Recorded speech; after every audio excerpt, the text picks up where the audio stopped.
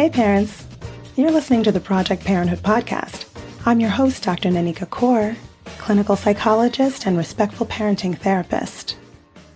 If you're listening to the Project Parenthood podcast, you might be hoping to learn some respectful parenting tools and collaborative strategies to encourage your child to behave in ways that are more acceptable to you. And sometimes, collaborative parenting tools can be a quick fix for less entrenched behaviors. But in my private practice, by the time families seek my services, the cycle of anger-triggering child behaviors and angry parental reactions has resulted in an adversarial atmosphere. And that kind of dynamic isn't conducive to collaborative parent-child interactions. So respectful parenting tools usually lead to resistance instead of cooperation. You might be the kind of parent who's good at expressing anger in ways that don't leave your child feeling emotionally cut off from you. Perhaps you're able to let your child know you disapprove without leaving them with feelings of rejection. But if you're a parent who struggles with regulating your emotions, maybe you're more likely to show overt or underlying rage, react coldly, or withdraw from your child in a way that conveys disappointment and helplessness. You may inadvertently evoke shame in them. And if your child has a lot of challenging behaviors, they probably invite a good deal of criticism from you and other adults, which only reinforces the shame. Your child can internalize these chronic admonishments, and the resulting shame can get tied up with their self-identity. When parent-child dynamics have veered off the rails, the first thing that needs to occur is for your child to feel more positively about themselves and less anxiety about the relationship with you. Before you can work on behaviors with parenting tools, you have to work on the atmosphere you're parenting in. For your child's brain to create new relational pathways, it requires new relational experiences. Imagine that, growing up, you were certain that you were exactly the person your parents or caregivers wanted and loved, that there was nothing you needed to do differently to earn their love because that love couldn't even be won or lost in the first place. Imagine that you grew up in an atmosphere that demonstrated to you that your parents' care for you didn't depend on how you achieved or behaved, because their love was unconditional. They let you know when your behavior wasn't okay, but they didn't behave in ways that left you feeling unacceptable as a person. You could show as much developmentally normal emotional distress or unpleasant social behavior as you needed to, without being afraid that your relationship with your parents would somehow be in jeopardy. This is the type of environment that allows for connection and collaboration with a child. The vicious cycle of challenging behavior and angry reactions disrupts your relationship with your child, which causes them emotional pain that leads to more challenging behaviors as a defense against feeling further pain. For your child's brain to create new relational pathways, it requires new relational experiences. Helping your child learn to regulate their behavior means first transforming your child's internal experiences by reducing their anxiety about rifts in their relationship with you. Before any parenting tools you use can be successful, focusing on developing safer, more supportive, non-adversarial interactions with your child is necessary. Lead with the radical acceptance of your child, yourself, their challenging behaviors, and your own, and you can start creating a more unconditional environment at any time. Here are 5 tips for restoring your relationship with your child. 1. Work on yourself. If you're emotionally stressed as a parent, it interferes with your child's emotional development in that it interferes with your capacity for attunement. What is attunement? Attunement is the ability to demonstrate to your child through your words, gestures, facial expressions, sounds, and smiles that you're responsive to their mental and emotional states.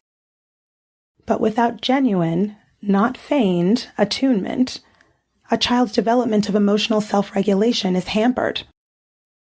In order to engage in this attunement process, you must be in a relatively non-anxious, non-stressed, and non-depressed state of mind. You can break the cycle of escalating rejection and anger by working on your own anxiety and self-control. Work on your ability to tolerate and not be threatened by your child's negative reactions or expressions of negative emotions. You'll be less likely to get caught up in emotional hostilities with your child. 2. Help your child develop more self-acceptance. Take responsibility for your relationship with your child by initiating contact and connection with them. Instead of just talking about how much you love your child, actively demonstrate that you want their company. Invite them to spend time with you doing activities of their choosing, or ask them if you can hang out with them while they're doing something they enjoy. Put 100% of your active attention on them. Let them know with your presence and the loving energy you radiate in their direction that you appreciate, enjoy, and want them in your life simply because they exist. 3. Stop evaluating and judging your child. Reduce your child's sense of shame or insecurity by avoiding words, actions, and tones of voice that leave your child feeling deficient or dismissed. Resist the urge to point out your child's faults, shortcomings, and mistakes. They need to know that your acceptance of them is unconditional and not dependent on how well they perform. The other side of the criticism coin is praise. Judging a child positively still reminds them that they're being externally evaluated and that your evaluation could just as easily be negative. They may worry, what would they feel about me if I didn't do well? So instead of lavishing praise about the outcomes and results of the things that they do, warmly acknowledge their accomplishments by remarking on how pleased they seem about it, how hard they worked on it, and how they persevered when it was difficult. Demonstrate that you place a high value on who your child is, rather than what your child does. 4. No parenting while angry. When you offer opinions, give orders, or criticize your child from a place of anger, it switches your child's nervous system into survival mode. Survival mode is a state in which they're unable to learn, reason, or think clearly, so you're likely wasting your breath anyway. Parenting from anger can be damaging to your child's developing self-esteem because it induces in them a great deal of shame. They internalize your expressions of anger as an accusation that they're responsible for the momentary break in your relationship, where that loving parent version of you is emotionally unavailable. Instead, if you feel your rage rising, take a break until you cool off. Let your child know that you're upset, that it's not their fault, that you can manage it, you just need a break. If there's another adult present, have them take over until you calm down. On the other hand, if you can control your anger and address behavior without attacking your child, they may actually learn something from it. 5. Parent-initiated repair is key. If nothing your child can do can threaten your relationship with them, then it follows that they should not have to work to repair it when there's a temporary rupture. And forcing your child to apologize for their role in a conflict is more likely to cause humiliation than remorse. Instead, you need to take responsibility for restoring the interpersonal bridge between you and your child. Acknowledge the conflict and that your child might have had feelings about it. Then, listen to what your child has to say with empathy and without becoming defensive, explaining yourself, or justifying your behavior. This way, your child learns that not all conflict ends in emotional disconnection, and that your relationship with them, their emotional security, and their well-being is more important to you than any behavioral goal, argument, or disagreement. Conflict with your child is inevitable, but if it's not chronic or catastrophic and you prioritize repair, it doesn't have to be damaging. And finally, 6, take the challenge. Here's a challenge for all my listeners. For 30 to 90 days, try putting your emotional bond with your child above anything else.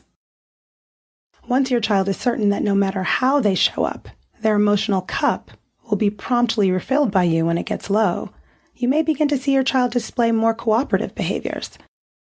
At that point, your relationship may be stable enough that using a respectful parenting approach and working collaboratively to solve long-standing problems between you and reduce challenging behaviors is more likely to be effective.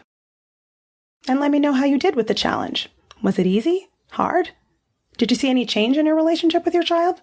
Let me know about it. I hope that's helpful. You can find out more about my work with parents at www.brooklynparenttherapy.com and on Instagram at BKParents. That's BKPARENTS.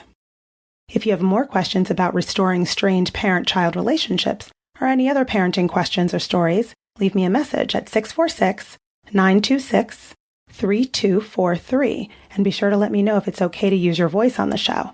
Or send an email to parenthood@quickanddirtytips.com.